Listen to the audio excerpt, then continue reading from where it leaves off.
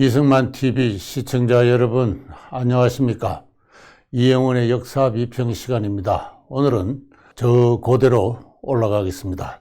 고대사 산책이 되겠습니다. 제목은 또 하나의 전방 후원분, 그렇게 따라보았습니다. 지난 12월 3일에서 8일까지 세계일보라든가 뉴스 같은 인터넷 신문이 보도했습니다.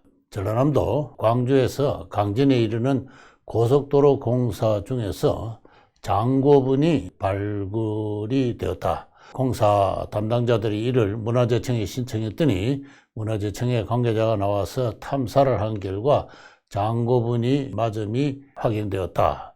길이는 50m의 중형급이다. 이런 보도가 있었습니다. 아울러 해설하기를 일본 고분 시대에 일본에서 4 내지 7세기를 고분 시대라 합니다. 이 고분 시대의 전방 후원분과 동일 형태 구조의 묘인데 임나 일본부서를 둘러싼 한일 간 역사 대립이 재현될 전망이다. 이 마지막 문장은 기자가 자기 생각을 그냥 아무 별다른 연구 없이 쓴 것으로 간주해도 좋습니다.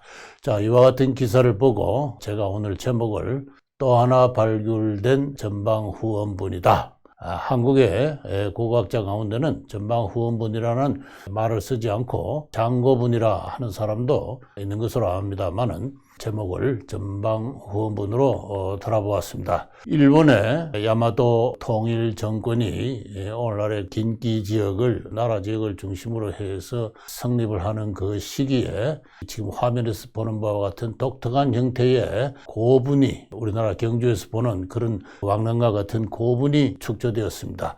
지금 보여드리고 있는 것은 일본 오사카 지역의 사카이시라는 시에 있는 타이센 고분인데요. 남북의 길이가 486m에 달합니다. 그 크기가 무려 세계 3위의 묘다 그럽니다. 이집트의 피라미드가 가장 큰 것이 하나 있고, 그 다음에 진시황릉이 크고, 세 번째가 이것이다. 인터넷 위키피디아나 등 사전을 보면 그렇게 해설되어 있습니다.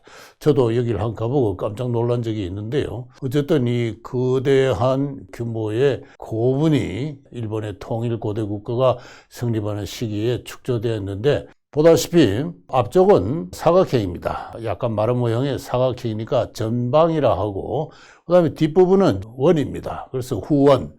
그래서 일본 고고학자들은 전방 후원 분이다. 이렇게 이제 학명을 그렇게 붙이고, 이게 세계적으로 인정되고 있는 그와 같은 일본 독특의 묘지다. 이렇게 이야기를 하고 있습니다. 근데 이 동일한 형태의 묘가 우리 한국에도 발견이 됐어요. 대체로 1980년대부터 하나 둘씩 발굴이 되기 시작해가지고 주로 전라남도 영산강 유역에서 집중적으로 발굴되고 있습니다.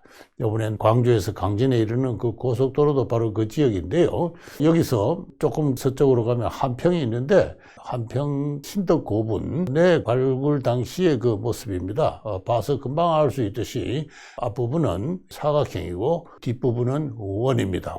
오늘날 광주 집 가십니까? 월계동이라는 곳에 또 전방후원분 잘 알려진 게 있는데요. 저도 이 전방후원분을 찾아서 한번 여행을 한 적이 있습니다.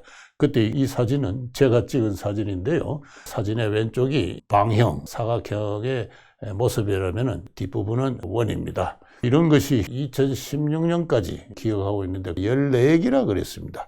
14개가 전라남도 영산강 유역에서 발굴이 됐는데 그 뒤에 전부 고창 지역에서 전라남도와 경계 지역에서 하나 발굴이 되었다 그러기도 하고, 요번에 추가 발굴이 있어서 모두 16개가 있지 않느냐 그렇게 생각을 하고 있습니다. 이것을 둘러싸고 왜 일본 고유 형태의 묘가 왜 전라남도 영산강 유역에서 이렇게 나오느냐 하는 문제는 그야말로 학술적으로 뜨거운 논쟁을 야기할 수밖에 없는 그러한 문제가 아닐 수가 없습니다.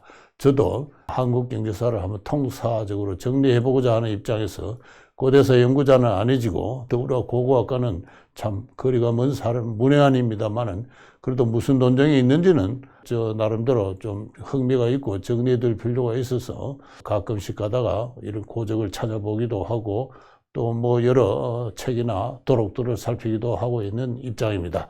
그런 일종의 교양적 수준에서 드리는 말씀이라고 받아들여 주시면 감사하겠습니다. 이를 두고 국내 학자들의 견해는 여러 가지가 있습니다. 지난 8월 달에 광주일보가 임영진 전남대 교수의 그 견해를 소개한 기사가 있습니다. 한 4가지 설이 있는데요. 첫째는 토착 세력자 설입니다. 마한의 세력자들이 백제의 압박을 극복하기 위해서 야마토, 일본식의 무덤을 도입했다. 근데 이것도 문제가 있습니다. 이 마한이라는 건 오늘날 영산강 유역만은 아니죠. 크게 말해서 한강 이남의 서반부가 오늘날 충청도, 전라도가 전부 마한인데 왜 거기만 나오느냐? 이게 설명이 되지 않죠. 그 다음에 일본 파견 외인설이다. 마지막 마한과 야마토, 일본 통일 정권과의 사이에 교역을 비롯한 특별한 역할을 수행했던 외인의 무덤이다. 이런 설이 있는데 이것도 제가 볼 때는 말이 안 된다고 생각합니다. 일본과 널리 가장 큰 교역을 한 거는 백제죠. 백제 중심지인 한강이나 또는 공주 부여에서 나와야 되는데 왜 영산강이냐? 이것도 설명이 안 됩니다. 그 다음에 백제 파견 외인설. 백제가 마지막 마한 세력을 견제하기 위해서 파견했던 외계 백제 관료다. 백제가 마한을 최종적으로 포섭하는 게 언제냐가 이게 논쟁거리입니다만 임영진 교수는 건초고 왕이 369년인가 한번 마한 지역을 정벌을 했다고는 하나 그거는 일시적인 충격에 그치고 마한 세력은 4세기 후반에서 적어도 6세기 초반까지는 독자 세력을 유지했다라는 이와 같은 그 입장을 강하게 펼치고 있는 분이 임영진 교수인데 그렇게 이 교수가 설명하는 대로 백제와 마한은 서로 긴장관계에 있었습니다.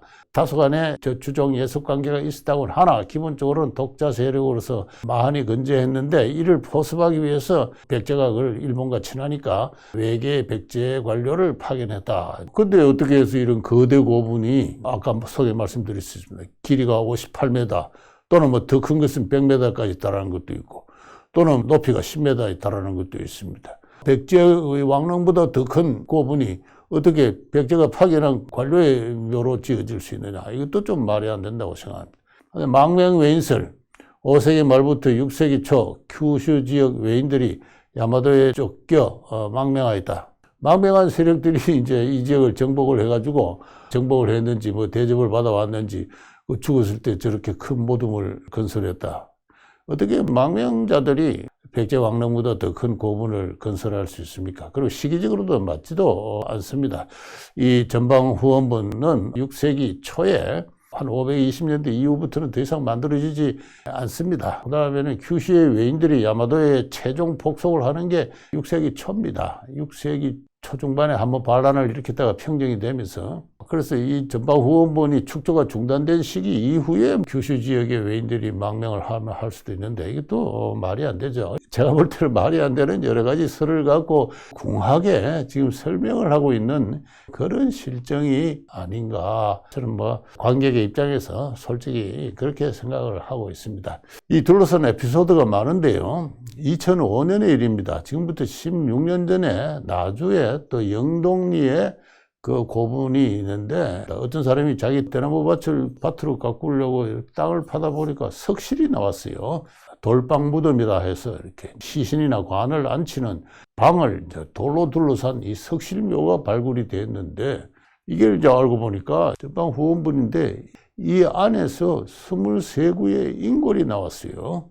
근데 이 인골을 가지고 3년 뒤 2008년 5월달에 KBS가 아주 놀라운 보도를 했습니다. KBS 1 역사 추적에서 3, 4대에 걸쳤을 것으로 보이는 이들은 모계사회다. DNA를 분석해 보니까 모계로 이어지는 혈연계통 사회다. DNA 구조는 현대 일본인과 가장 유사하다. 백제인, 야오이 일본인, 아주 원시 일본인, 현대 한국인 등과 비교할 때 확연하게 현대 일본인에 가장 매우 접근해 있다. 이런 보도를 했어요. 그런데 이후 이것은 다시는 누구에 의해서도 언급되지 않는 일종의 대외비로 봉쇄됐는지 어땠는지 어느 인류 고고학자도 어느 역사학자도 이 기사에 대해서 코멘트를 하고 있지 않습니다. KBS도 입을 다물고 있고 입을 열어야 될 국립광주박물관도 입을 꽉 닫고 있습니다. 이것이 가끔가다 현지 신문에 강진일보 등등에 의해서 대위로 봉해졌나 하고 몇 번 또 언급되곤 했던 것입니다. 그런데 이 나주 지역의 고분은 일찍부터 잘 알려진 것입니다. 이미 이 나주 반남 고분군이 유명한데요. 경상도로 가면은 성주, 고령이 있고, 그 다음에는 저쪽에 대구, 경산 등 있고, 또 밑으로 내려가면 창녕 등 대체로 4 내지 5세기경에 축조된 지방 수장들의 무덤입니다. 나중에 신라 권력이 통일적으로 이 지비를 지배하면서부터 이런 무덤은 이제 사라졌다. 이렇게 이야기를 할 수 있는데, 전라도에서 가장 유명한 것이 나주 반남 고분관입니다. 약 한 30개의 고분이 이렇게 밀집되어 있고, 여기에 일찍부터 1917년, 18년에 총독부 고적조사위원회가 1차 발굴 조사를 했습니다. 그때 아주 간략한 초보적인 발굴을 통해서도 외계, 일본계의 금동관, 금동신발 등이 다수 발굴이 되었습니다. 뭐 어디까지나 일본 것이라고 할 수밖에 없는 이제 이런 유물들이 발굴이 되어서 이 고적조사위원회는 1차 간략한 보고서를 내면서 이들 고분은 시신을 묻고 하는 그 장법에서나 또는 관계 유물에서 아마 외인의 것인 듯 싶다, 이런 결론을 내렸습니다. 결론을 잠정적으로 내린 보고서를 출간한 이래 총독부는 무슨 이유인지 여기에 대해서 더 이상 조사를 하지 않았습니다. 그 사이에 수많은 고분의 많은 그 유물들이 다 도굴이 되었다. 참 형편없는 문화재의 망실이 이루어졌다. 이렇게 이야기를 할 수 있습니다. 근데 이 나주 고분순 속에서도 이제 전방 후원분이 있는 것을 이제 후대에 1980년대 이후에 한국의 역사학자나 고고학자들이 그 주목을 하게 됩니다. 전방 후원분에. 그 계기가 된 것이 이제 한평 신덕에 있는 신덕 고분, 사진에 보여드리는 이 고분인데요.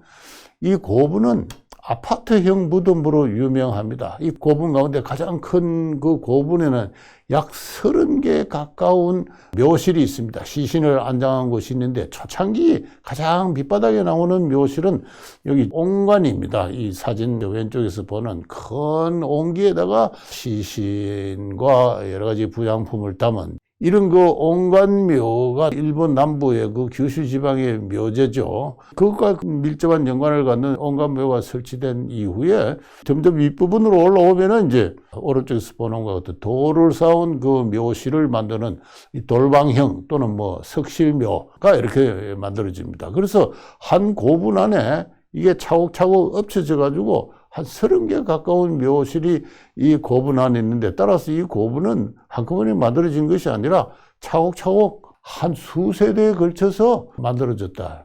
그리고 이 인고를 분석을 해보면은 이게 모계 사회다라는 것을 알 수가 있게 되고, 또 무엇을 먹었느냐, 그들의 식료 생활이 뭔가, 이런 것까지도 요새 학자들은 다 그것을 분석을 하고 있습니다. 그러나 이 DNA의 구조가 일본이냐 한국이냐에 대해서는 다 침묵하고 있는 그와 같은 상황입니다. 그런데 이 신덕리 고분이 1984년에 최초로 알려졌지만 그 7년간 방치되었습니다. 방치되는 사이 또 도굴이 이루어졌어요. 도굴이 이루어졌는데 1991년에 본격적으로 발굴 조사를 하기 시작했을 때 무덤 안은 처참하게 도굴이 이루어진 현장이 확인이 되었고요. 이 기사가 보도가 되니까 도굴꾼들이 겁이 나가지고 도굴했던 것들을 다시 박물관 정문 앞에 갖다 놨다고 합니다. 그런데 도굴꾼들이 가져갔다가 돌려난 것, 그리고 박물관이 새롭게 발굴한 것, 이런 것이 오랜 세월 대비로 봉쇄되어 왔습니다. 강진일보 보도하면은 이 역시 신덕의 수수께끼다. 아마도 다량의 외색 유물품이 나와서 이것을 억지로 봉쇄하고 있는 게 아닌가, 이런 그 기사를 쏟아내곤 했습니다. 그러다가 바로 지난 7월 달에, 올해 7월 달에 국립광주박물관에서 이를 비밀의 공간, 신비의 열쇠라는 제목으로 이 신덕 고분의 발굴 유품을 다 공개를 했습니다. 공개를 했는데 과연 그동안 입소문으로 수군되어 온 대로 외색 유품이 다량으로 나왔다, 이렇게 이야기를 하고 있습니다. 왼쪽 사진은 장신구인데요. 금동관입니다. 근데 이 금동관이 일본식 금동관이다. 그 밑에 해설을 나중에 읽어보시면 알겠습니다만은 신덕 고분 일로 무덤 돌방에서 나온 금동관의 잔편 육각형 무늬 안에 꽃무늬를 새긴 길쭉한 대위에 나뭇가지 모양의 장식을 한 것은 일본 시가현 무슨 고분의 출토 유분과 또는 규슈 지역에 또는 일본 기나이 기내 지역에 고급 구분에서 출토되는 관과 거의 동일하다. 이렇게 이야기하고 있습니다. 이쪽은 무구입니다. 무구인데 일본의 최고급 무사들이 왕족이나 기종들이 착용하던 칼 장식 일품들이 또 확인되고 있고요. 여러 가지 갑옷이라든가 마구 등등이 외색으로 이렇게 사실상 부정할 수 없을 정도로 뚜렷한 외색으로 확인되고 있는 상황입니다. 이를 두고 한겨레 신문의 어느 기자가 이 광주박물관의 특별 전시전에 대해서 해설 기사를 내었습니다.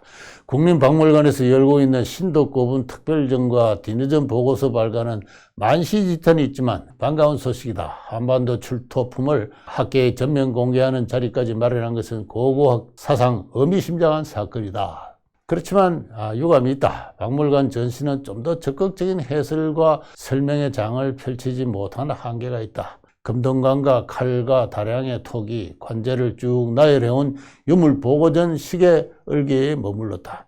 이 박물관은 이걸 전방후원분이라 하지 않고 장고분이라 합니다. 장고처럼 생겼다 해서. 그러면서 여기 나오는 외색의 유품을 볼 때 당시 나주 지역 마한 세력이 일본과 얼마나 활발하게 교역을 했는가 하는 그것의 증거로 이걸 해석할 필요가 있다. 단순히 그렇게만 해석을 합니다. 우리의 장고분이 외와의 적극적인 교류의 결과로 만들어진 거다. 자, 이렇게 그 교류의 주체가 누구냐? 주인공의 정체가 뭐냐에 대해서 이제 언급을 하고 있지 않죠. 장기적으로 차분하게 팩트를 추구하며 논의하되 대중에게 전방 후원본의 역사적 실상을 제대로 알리면서 무덤 주인의 논란을 풀어가야 하지 않을까. 근대 민족 감정의 제약을 받아온 한일 역사학계는 앞으로 서로 교감하며 공동 이해를 찾는 구동존의의 자세로 만날 수밖에 없다. 이런 이야기를 하고 있는데 저는 좋은 이야기라고 생각합니다. 역사적 어떤 장애를 한꺼번에 극복할 수는 없죠. 차곡차곡 스텝 바이 스텝으로 극복해 나가야 됩니다. 그리고 일본 학계도 한반도 남부에서 확인되는 전반부에 관해서 임나 일본부가 증명이 되었다. 그렇게 이야기하고 있지 않습니다. 한국 학계의 동향을 중립적으로 소개하고 있는 그와 같은 글을 저는 봤지. 과연 임나 일본부가 옳았음이 증명되었다. 그렇게 이야기하는 유치한 학자는 저는 일본에도 없다고 생각합니다. 그런데 마지막으로 저는 모두가 다 잘 알면서도 절대 말해 오지 않은 한 가지, 그것을 이 전방 후원본의 존재로 설명해야 되지 않을까. 이제는 숨길 수가 없게 되었다. 물론 이렇게 주장하는 역사학자가 있는데 제가 이 이름은 언급하지 않겠습니다만은 제가 볼 때도 이렇게 생각해야 되지 않을까 싶습니다. 2, 3세기 이후 6세기 초까지 한반도 최남단부 오늘날의 섬진강 유역과 영산강 유역에는 외인들이 그 지역의 토착 세력으로 거주했다는 것입니다. 그래서 처음에는 일본식의 온갖 묘를 짓다가 일본에서 4세기 이후에 전방후원본이 지어지니까 그 전방후원본을 따라서 지었던 것입니다. 그런데 중국의 역사책을 보면요, 후한서, 동이열전, 한전을 보면은 마한은 사만중의 서쪽에 있는데 남쪽은 왜 접해 있다 이랬습니다. 저는 오래전에 이 기사를 읽고 참 이거 이상하다 그렇게 생각을 해왔어요. 마한은 한사군의 그 대방 밑에 있는 거 오늘날 한강 이남이 마한 아닙니까? 근데 남쪽이 왜 접해 있다 이렇게 후한서가, 이 후한서는 기원 2, 3세기 상황을 아마 대변하고 있지 않을까 싶은데, 그 뒤에 나온 삼국지 동해열전 봐도 같은 이야기예요. 대방의 남쪽에 한이 있는데 동쪽과 서쪽은 바다로 한계로 삼고 동해가 서해가 있고 남쪽은 왜와 접해 있다 그랬어요. 바다 건너 있는 것을 가지고 접해 있다 할 수가 없죠. 나중에 중국 역사책을 보면 위진남북조 이후의 중국 역사책은 왜는 바다 속에 있다 이렇게 나옵니다. 그래서 저는 중국의 역사책이 이렇게 이야기했을진데 마한의 남쪽 경계가 또는 변한의 남쪽 경계가 왜였다는 사실을 어떻게 해석할까 고민해 왔는데 지금 전방 후원본이 16개나 발굴이 되었기 때문에 사실 이 문제를 토론해야 되지 않을까. 한반도에 오늘날에 한국인만 살았다는 이야기가 저는 좀 말이 안 된다고 생각합니다. 저 2 내지 5세기까지는 남쪽에는 그 외인들이 변방에서 살고 있었고, 또 북쪽에는 상당 부분 소위 여진, 거란 뭐 이런 쪽들이 서로 뒤섞여 있었던 것이죠. 이것이 진솔한 역사의 진면목이 아닌가 싶습니다. 그러다가 일본에서 야마토 통일국가가 규슈 지역까지 정벌해서 성립하고, 그리고 야마토와 밀접을 갖고 있는 그 백제, 서로 인척관계 있지 않습니까? 그 백제의 노력에 의해서 야마토의 협조를 받는 가운데 남쪽의 외 세력들을 다 일본으로 돌려보내고, 백제가 섬진강, 영생강 유역까지 그 판도를 확정하는 것이 한 510년대, 512년경 그 일로 짐작이 됩니다. 그래서 이후 전방 후원부는 나타나지 않았던 것이죠. 대체로 그렇게 보면은, 따라서 그 영산강 일대가 백제에 편입되어서 존속한 시기는 한 150년 정도죠. 150년 정도. 뭐 우리 긴 역사 속에서 그렇게 이야기할 수 있습니다. 그리고 일본에서도 외의 진왕이 남조, 위진 남북조 시대의 남조의 한족이 중심이 된 그 왕조 송황조에 올린 책봉 요청에도 나를 안동 대장군 외국왕으로 책봉해 달라고 요청한 그 문서에도, 그죠? 자기의 판도를 외, 백제, 신라, 임남, 진안, 모한 이렇게 이야기하고 있습니다. 모한의 제군사 안동 대장군 외국왕으로 책봉을 청합니다라는, 성황제는 그걸 인정하지 않습니다. 안동 대장군 외국왕만 인정을 하는데, 따라서 일본 세력이 여기서 자기의 그 영토처럼 관리했다 이야기는 맞지는 않습니다만은, 그러나 어느 정도 강한 영향력을 행사할 수 있는 어떤 관계가 있었다. 많은 한반도의 인구가, 특히 가야나 백제 인구가 일본으로 넘어간 것과 마찬가지로 동시에 또 넘어갔던 사람이 안 돌아올 수도 없는 거죠. 현지 연락처도 있고, 또 갔다가 돌아온 사람도 있고, 또 다소간의 군대를 유지하면서 군사적 침공도 할 수 있고 말이죠. 신라는 한 50여 회 외에 침공을 받았습니다. 그럼 바다 건너온 것이 아니라 남쪽에 있었던 그런 존재일 수도 있는 것이죠. 이제 이러한 당시의 대항의 사정을 이야기를 하고 있고, 그 가운데 언급되고 있는 모한이 지금 영산강 유역의 지역 세력들의 정치체가 아니었을까, 이제 그렇게 이야기를 하는데, 제가 볼 때는 이것이 가장 합당한 설이다라고 생각합니다. 그러나 앞서 말씀드렸듯이 고대사로 갈수록 역사는 정치와 밀접한 관련이 있습니다. 이 민족주의, 제가 이야기하는 반일 종족주의의 정치학으로 얽힌 고대사에서 이 종족주의적 굴레를 불러 던지고 역사학이 어느 정도 자립해서 사실을 사실대로 이야기할 수 있는가 하는 것은 참 앞으로도 갈 길이 먼 장기의 과제로 남아있지 않은가, 그렇게 생각합니다. 예, 오늘은 고대사 산책으로서 전방 후원본에 대해서 살펴봤습니다. 감사합니다.